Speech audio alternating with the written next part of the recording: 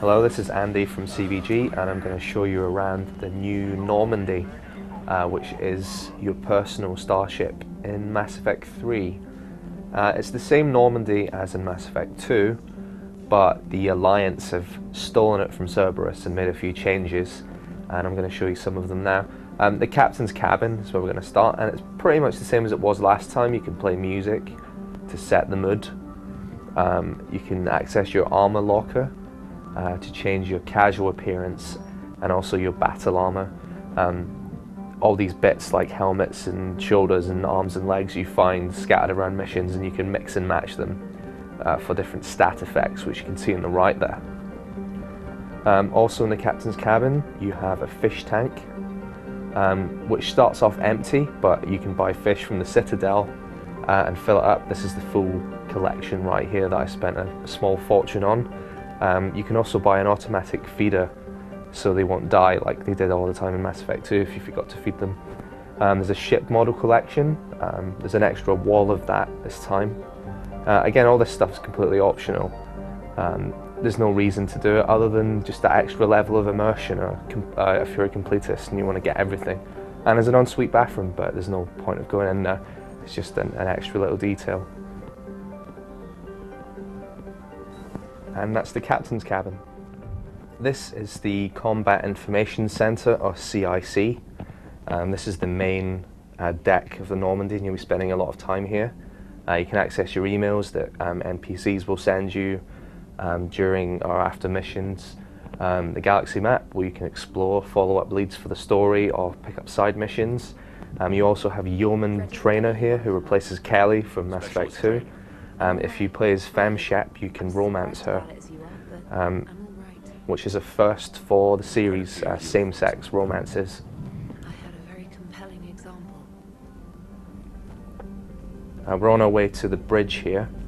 On the bridge you can talk to Joker, who again is played by Seth Green and has been around since the very first game. You can also talk to Edie, who is the ship's artificial intelligence, voiced by Battlestar Galactica's Tricia Helfer.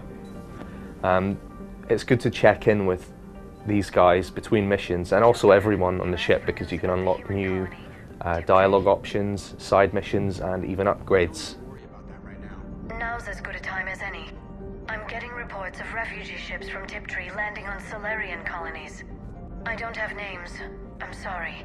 It was mostly children. Now we're on our way to the War Room, which is one of the most important new areas of the new Normandy. One of the most valuable asset in this game is not credits. You always have those in abundance. It is war assets. To get to the War Room you have to go through the security checkpoint, and these two privates here will comment on the story or have humorous dialogue. Before we get to the War Room, we're in the conference room, and Shepard does a lot of brokering deals between different alien races who hate each other to try and get them to work together to defeat the Reapers, so that gets handled in the conference room. This is the War Room. A lot of the story takes place in here. The battle against the Reapers is sort of coordinated here. That thing in the middle, I won't say what that is because it's kind of spoilery, but you can track the progress of whatever it is by looking at that hologram.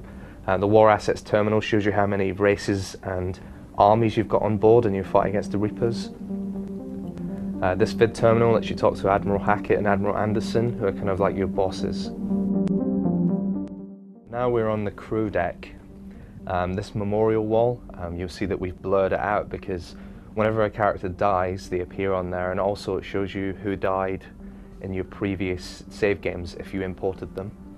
And this footage was taken really near the end of the game, so it would be a massive spoiler if we showed you that. This is the observation deck where you can talk to Ashley. Depending on various circumstances, she might not be on your team. For example, if you let her die in Mass Effect 1. This is the crew quarters. Nothing really goes on in here, so it's not worth checking in that often.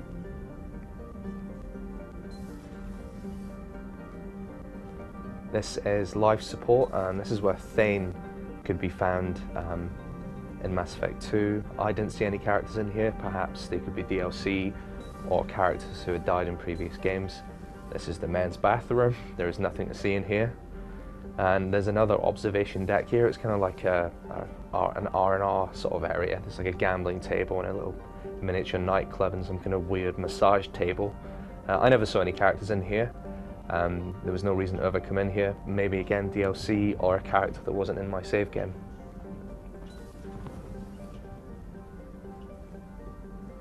Now we're heading towards what was once Miranda Lawson's office.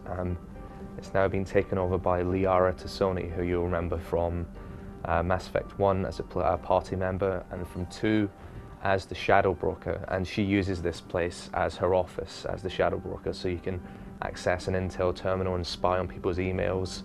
You can upgrade your characters, so Shepard will find sort of intel on planets and he can use it to upgrade his stats. She's got a VI assistant here as well, you can see.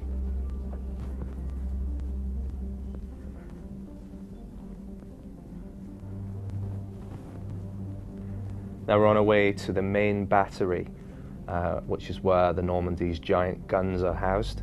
And here you will find none other than Garrus Vakarian, who has been in every Mass Effect so far, and the running joke in the series is that he spends all his time here calibrating the guns, and BioWare really do play up to that joke again in this, perhaps more than previous games. He is also a party member, as is Liara.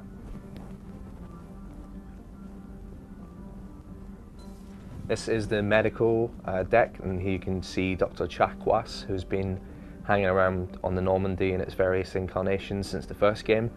Here you can reassign your power bonuses and powers, so if you want to respec your character MMO style. This is the server room where EDI is held, her brain basically. You'll find her down here as well sometimes to talk to.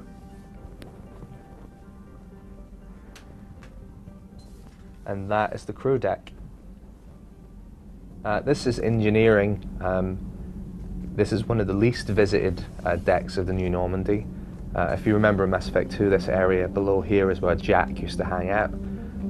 There's no one down here, so it's kind of pointless. You will find scattered around in certain areas of the ship, including there, model ships for the captain's cabin. In engineering, there is one character, that's Engineer Adams. The guy with the terrible Scottish accent from the last game is not here anymore. Engineer Adams has a side mission for you, and once you've completed it, there's no reason to come back here unless you want to look at the FTL drive, which does look very impressive. So yeah, once you've done all the side missions, or the one side mission down here rather, there's no reason to come back. Welcome to the Shuttle Bay. You might remember this area from Mass Effect 1, but it's very different now, and there's a lot more useful things to do in it. First of all, this is where the shuttles are held, that you use to travel from the Normandy to planet surfaces, piloted by Cortez. The weapons bench is new. You can add mods that you find scattered around missions to your weapons. You can look at them in different angles and sort of study them and look at their stats. The more weapons you have, the slower your powers will recharge, so it's best to keep only a couple of weapons on a mission with you. You can upgrade weapons here, and also the procurement interface lets you access any of the shops in the game without having to actually be there. Lieutenant Cortez is a new character, and you can actually romance him, so if you play as male Shepard. And this is James Vega, voiced by Freddie Prinze Jr. of the 90s. He is a new squad member, and he appears to be quite a generic character at first, but once you get to know him, he's actually quite, there's some interesting backstory there. And that is the Shuttle Bay.